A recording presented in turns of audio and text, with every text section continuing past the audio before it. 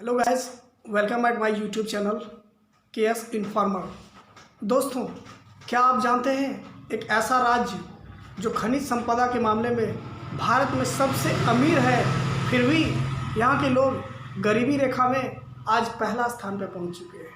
जी हाँ, मैं बात कर रहा हूँ झारखंड। झारखंड एक ऐसा राज्य जो जंगल, पहाड़ और पठारों से चारों तरफ से घिरा हुआ है, लेकिन यहाँ की ज़मीन के नीचे खनिज संपदा भरा पड़ा है। अंग्रेज़ों के ज़माने से खनिज रेगुलर निकाला जा रहा है।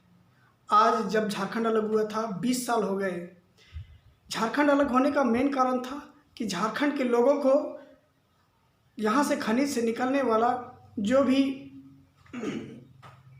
आर्थिक सहयोग होना चाहिए वो नहीं मिल पाता है। 20 साल के बाद भी आज भी झारखंड की स्थिति वैसे ही है। 2000 ईस्वी में झारखंड लगभग 42% मिनरल्स, 42% खनिज अकेले देता था पूरे भारत में। आज पूरे भारत का संपूर्ण खनिज का 40% हिस्सा जो है सो झारखंड देता है। फिर भी झारखंड की आबादी दूसरे राज्यों के मुकाबले में बहुत ज़्यादा नहीं है, फिर भी यहाँ के लोग बहुत ज़्यादा गरीब हैं। आज गरीबी रेखा में पहले स्थान पर पहुँच चुका है। आखिर क्या ऐसा कारण है? कई अनेक राजनीतिक पार्टियां आई, कई राजनेता आए और सभी एक एक करके बारी बारी से राज कर रहे हैं, लेकिन फिर भी कोई फ़र्क नहीं पड़ रहा है गरीबों को। आज मैं पूछता हूँ राज्य सरकार से, केंद्र सरकार से कि ऐसी स्थिति क्यों बनी हुई है? क्यों हमारा झारखंड जो है इतना गरीब है, जबकि पूरे भारत का 40% खनिज दे रहा है? ज़रा सोचिए, 20 साल लग गए जब 42% खनिज दे रहा था 2000 ईस्वी में। अभी 2020 में 20 साल हो गए, अभी 40% दे रहा है। 2% खनिज खत्म हुआ है 20 सालों में, और अगले 40% जो है 40% खनिज जो है उसको समाप्त करने के लिए शायद 100 साल या 200 साल लग जाएंगे, लेकिन तब भी डेवलपमेंट नहीं होगा। इसका मेन कारण क्या है? क्योंकि जो भी खनिज निकाला जाता है उसका सारा पैसा सरकार के फंड में तो जमा होता है, लेकिन उसके बाद यहाँ के लोगों को कुछ भी नसीब नहीं होता है। आज यहाँ के लोग यदि जीवन यापन कर रहे हैं तो उसका एक मात्र कारण है कि यहाँ के लोग दूसरे स्टेट में जाते हैं कमाने के लिए। मैं ये नहीं कहता हूँ ये गलत है, कमाना जाना सही बात है, लेकिन जब अपने घर में ही सब चीज़ की व्यवस्था है तो बाहर जाने की क्या ज़रूरत है? मेरी सरकार से दरख्वास्त है कि इस पर थोड़ा अमल कीजिए। जितने भी झारखंड के लोग हैं ज़्यादातर सब मजदूरी करते हैं बाहर में जाके। यहाँ की जो सिंचाई की कोई व्यवस्था नहीं है, थोड़ी बहुत सिंचाई होती है तो उसी पे लोग जो है आज भी कम सिंचाई में ही जी रहे हैं। यहाँ के ज़्यादातर लोग, गांव के लोग, बहुत ऐसे लोग हैं जो जंगल को काट काट के लकड़ी बेचते हैं, तब अपना जीवन यापन करते हैं। आखिर ऐसी स्थिति क्यों बनी हुई है?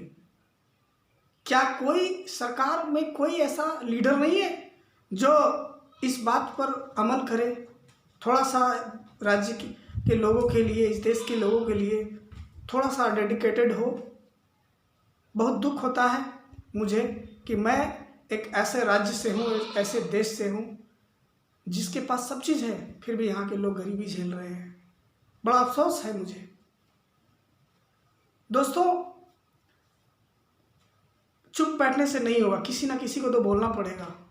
और मुझे लगा कि मुझे इस बात को उठानी चाहिए, लोगों के बीच में रखनी चाहिए। तो आज के ज़माने में सबसे जो बढ़िया जो सुविधा है वो है इंटरनेट का ज़माना। तो इसी के सहारे मैं अपना एक यूट्यूब चैनल स्टार्ट किया हूँ केएस इन्फॉर्मर्स के नाम से, और मैं हमेशा जो है इस पर वीडियो डालूँगा इसी प्रकार का।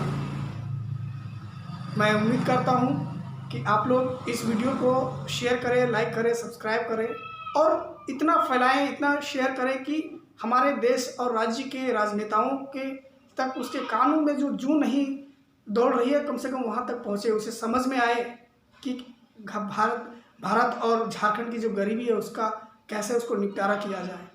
लाखों करोड़ का ट्रांजैक्शन हर साल करता है झारखंड सरकार, लेकिन क्या होता है? उस पैसे का क्या उपयोग किया जा रहा है? कुछ भी नहीं।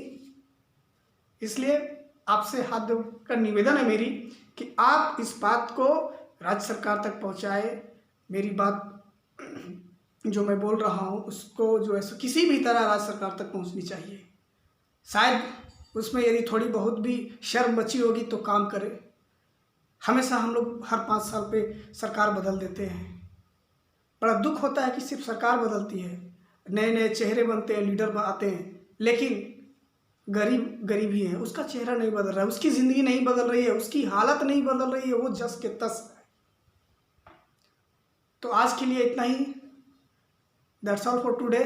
Thank you so much.